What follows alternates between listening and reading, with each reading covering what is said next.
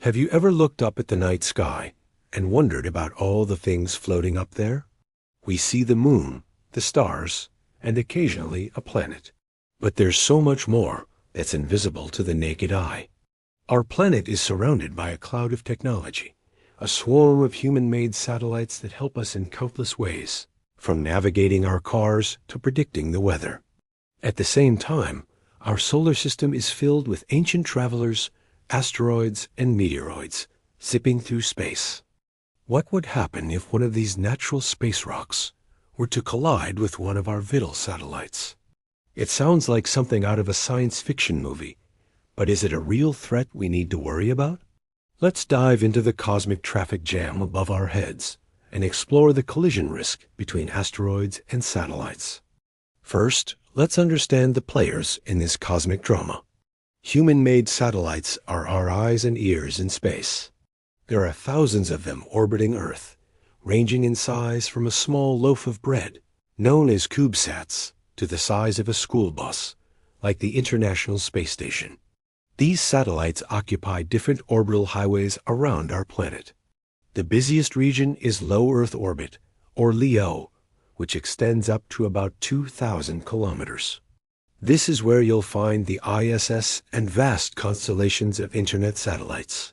Further out, in geostationary orbit, or GEO, at about 36,000 kilometers, are the large communication and weather satellites. They orbit at the same speed as the Earth's rotation, so they appear to stay fixed in one spot in the sky. On the other side, we have asteroids and meteoroids. These are rocky remnants from the formation of our solar system, billions of years ago. A meteoroid is essentially a small asteroid, typically defined as being less than 1 meter in diameter. When a meteoroid enters Earth's atmosphere, it burns up and creates a beautiful streak of light we call a meteor or a shooting star. If a piece of it survives the fiery journey and lands on the ground, it's called a meteorite. The number of these natural objects is staggering.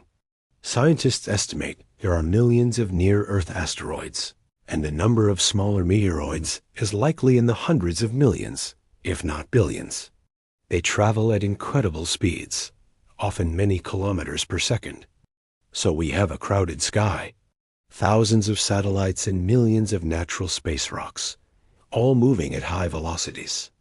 A collision seems inevitable, right? Well, the reality is a little more complex. The first thing to remember is that space is vast. Incredibly, unimaginably vast. Even with thousands of satellites in LEO, the volume of that orbital region is enormous.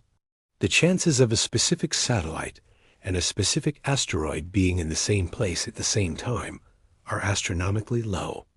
However, low chance doesn't mean number chance. Collisions do happen, but they are most often with very small particles. Satellites are constantly being pelted by micrometeoroids, tiny specks of dust and rock no bigger than a grain of sand. These tiny impacts might not sound like a big deal, but at orbital speeds, even a grain of sand can pack a surprising punch. A 1 millimeter particle traveling at 10 kilometers per second has the kinetic energy of a bowling ball dropped from a 3-story building. To protect against this constant bombardment, engineers design satellites with special shielding. This is often a multi-layer system called a Whipple shield, named after its inventor, Fred Whipple. The outer layer is a thin sacrificial bumper. When a micrometeoroid hits it, a particle and a small piece of the bumper are vaporized, creating a cloud of debris. This cloud then spreads out and impacts a thicker wall behind it, distributing the energy over a much larger area and preventing a catastrophic breach. Modern satellites, and especially crewed vehicles like the International Space Station, are covered in this type of advanced shielding. The ISS has been hit by tiny particles many times, but its armor has held up, protecting the astronauts and the station's critical systems. What about larger objects? What happens if a satellite encounters a rock the size of a pebble or a baseball? This is where the risk becomes much more serious. A 1 centimeter object has enough energy to completely disable a satellite.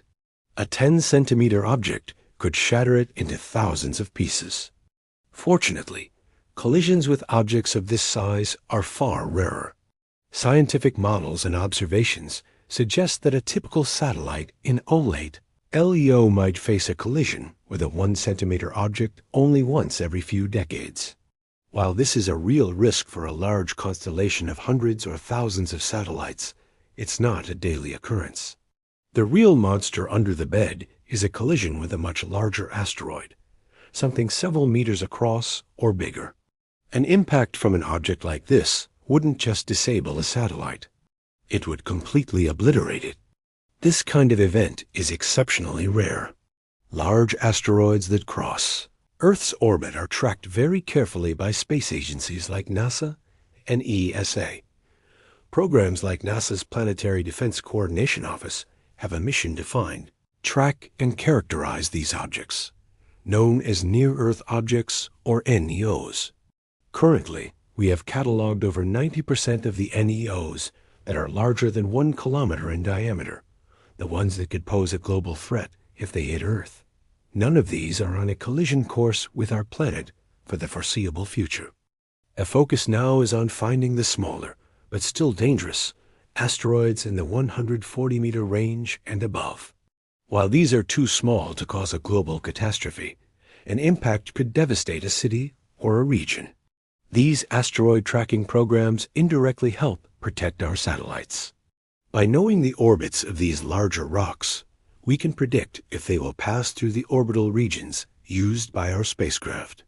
If a known asteroid were predicted to have a close pass with a satellite, especially a valuable one, mission controllers could potentially maneuver the satellite out of the way. Most modern satellites are equipped with thrusters that allow them to make small adjustments to their orbit. This is a procedure that is already done routinely, but not for asteroids. The main reason satellites have to move is to avoid collisions with something else, space junk. This is the debris from old satellites, spent rocket stages, and the fragments from past collisions. Ironically, the biggest collision risk to an active satellite comes not from natural asteroids, but from our own human-made debris.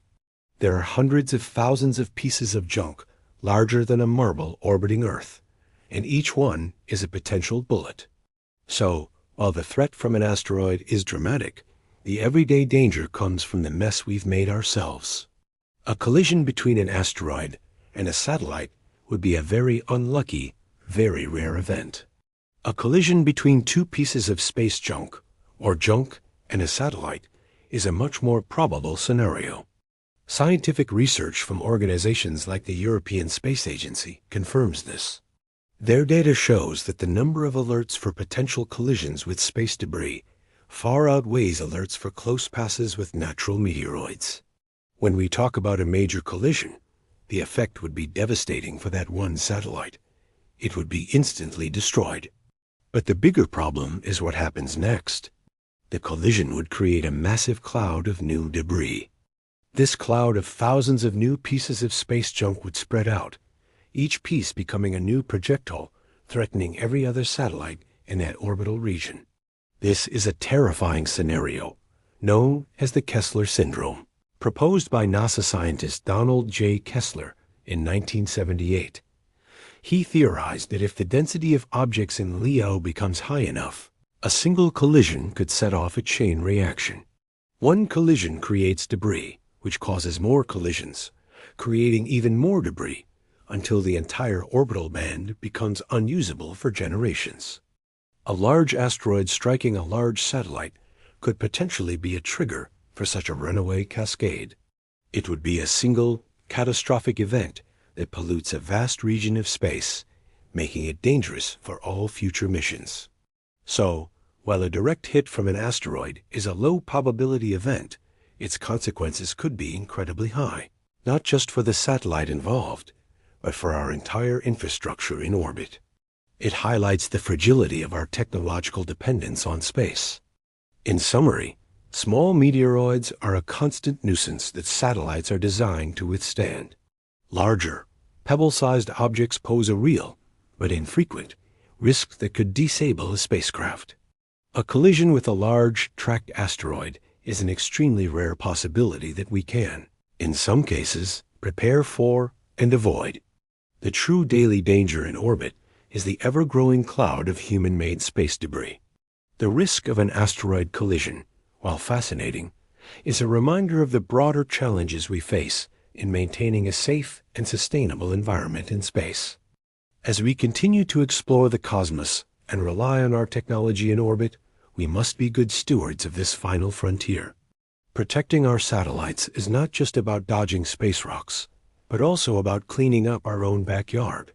What are your thoughts on this cosmic traffic problem? Let us know in the comments below. And for more deep dives into the wonders and challenges of space, make sure to subscribe to Space Repo.